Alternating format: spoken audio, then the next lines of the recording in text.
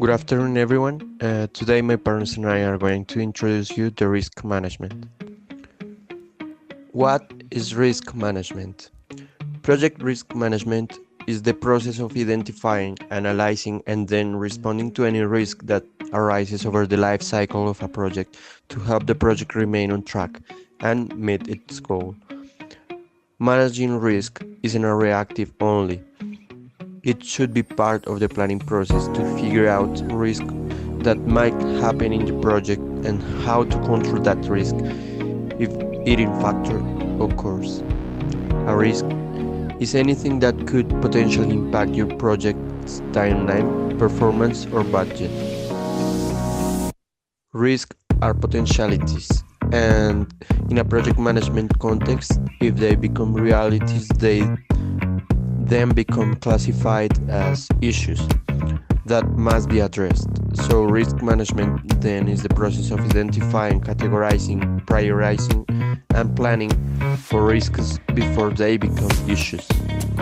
Risk management can mean different things on different types of projects.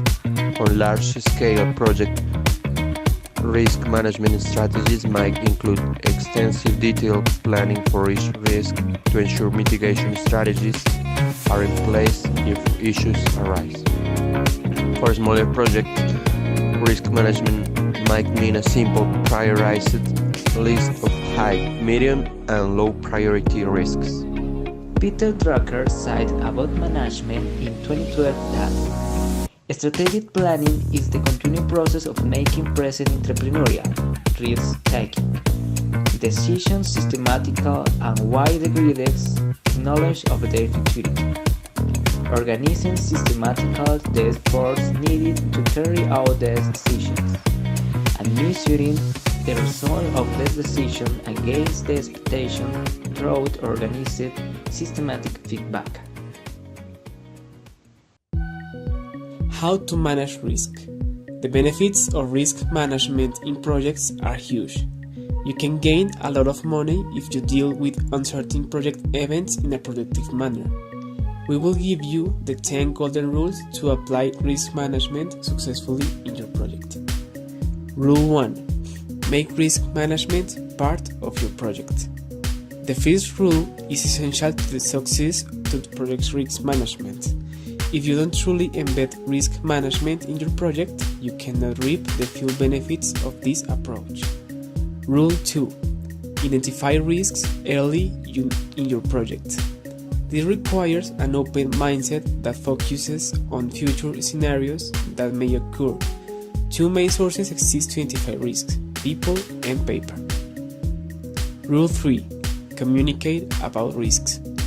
Failed projects show that project managers in such projects were frequently unaware of the big hammer that was about to hit to them. Rule 4. Consider both threats and opportunities. Project risks have a negative connotation. They are the bad guys that can harm your project. However, modern risk approaches also focus on positive risks, the project opportunities. Rule 5. Clarify ownership issues. Some project managers think they are done once they have created a list of risks. However, this is only a starting point. The next step is to make clear who is responsible for what risk. Someone has to feel the heat if a risk is not taken care of properly. The trick is simple. Assign a risk owner for each risk that you have found. Rule 6. Prioritize risk. A project manager once told me, I treat all risks equally. This makes project life really simple. However, it doesn't deliver the best results possible. Some risks have a higher impact than others. Therefore, you better spend your time on the risks that can cause the biggest losses and gains. Rule 7. Analyze risks. Understanding the nature of a risk is a precondition for a good response. Therefore, take some time to have a closer look at individual risks and don't jump to conclusions without knowing what a risk is about. Rule 8. Plan and implement risk responses. Implementing a risk response is activity that actually adds value to your project. You prevent a threat occurring or minimize negative effects. Execution is key here. The other rules have helped you to map, prioritize, and understand risks. Rule 9. Register project risk. This rule is about bookkeeping, however, don't stop reading. Maintaining a risk log enables you to view progress and make sure that you won't forget risks or two. It is also a perfect communication tool that informs your team members and stakeholders what is going on. Rule 10. Track risk and associated tasks. The risks register you have created as a result of Rule 9 will help you to track risks and their associated tasks. Tracking tasks is a day-to-day job for each project manager. Integrating risk tasks into the daily routine is the easiest solution. Risk tasks may be carried out to identify how to analyze risks or to generate, select, and implement responses. Conclusion.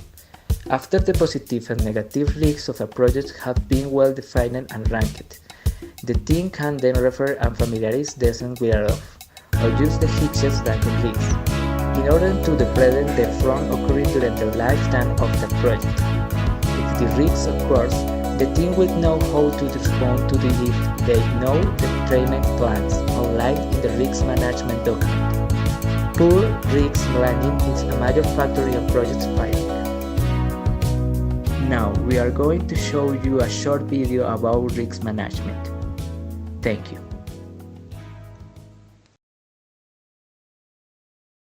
The Simple Show explains making risk management more effective.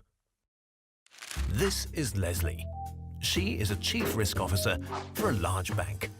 She finds her job is becoming more and more difficult. Because of globalization, Leslie's business contacts come from different cultures, speak different languages, and follow different customs.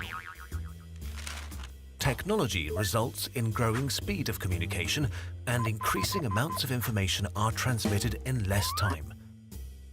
So a larger number of people are involved but cannot spend enough time on the information received. Events and geographies are highly interdependent, which means problems can expand into other geographies faster than can be understood, and the outcomes are highly unpredictable. These three factors are examples of changes that have made the business world a complex, multi-layered network and the job of a risk manager increasingly challenging. But stop! Things can be different. This is Pat. She's a CRO for a large bank. Pat knows that people in risk management face an ever-increasing number of rules to follow. But this does not help. Pat's approach is different.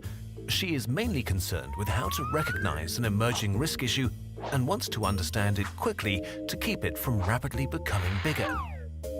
To achieve this, Pat knows that there must be useful communication to carefully select information and those that it's addressed to, provide better information relative to the role of the people, and simplify the information at hand. She also wants to improve the cooperation between all involved.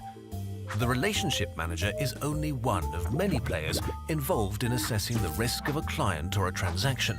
Everyone needs to actively participate in the process, encourage the asking of questions, and accept mistakes as a learning experience. Let's be realistic. Risk managers who rely on working through the rulebooks are only likely to react once the horse has bolted. The rulebooks can never be complete and up to date, and will often slow you down. However, if you engage your people and encourage them to think creatively, you will build a network of people who will be forward-looking and able to recognize emerging risk faster and act. Don't work on your own. Ask questions and make it simple. It works.